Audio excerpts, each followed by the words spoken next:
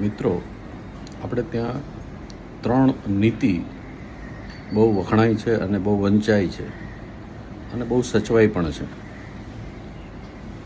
એમાં વિદુર નીતિ, ચાણક્ય નીતિ આ બે મુખ્ય છે.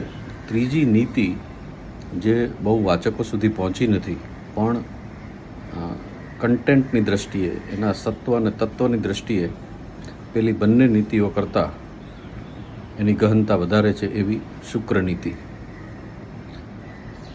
હાલ આ ચેનલ પર ચાલતી જગતગુરુ આદિ શંકરાચાર્યની વિશેષ શૃંખલા પૂર્ણ થયે આપણે આ ત્રીજી નીતિ એટલે કે શુક્ર નીતિ, શુક્રાચાર્ય જેઓ ભૃગુ ઋષિના પુત્ર હતા, એમણે અસુરો માટે, દાનવો માટે જે નીતિશાસ્ત્રની રચના કરી એ શાસ્ત્ર શુક્ર નીતિ તરીકે સચવાયું છે. અને એ શુક્ર નીતિમાં રહેલી અદ્ભુત વાતો, અદ્ભુત માર્ગદર્શન અને જીવનની નાની નાની તમામ ભૂમિકાઓ માટે બહુ અદ્ભુત માર્ગદર્શન આપતી આ શુક્ર નીતિ વિશે આપણે આ વર્તમાન શૃંખલા પૂરી થયા પછી વાત કરવાના છીએ.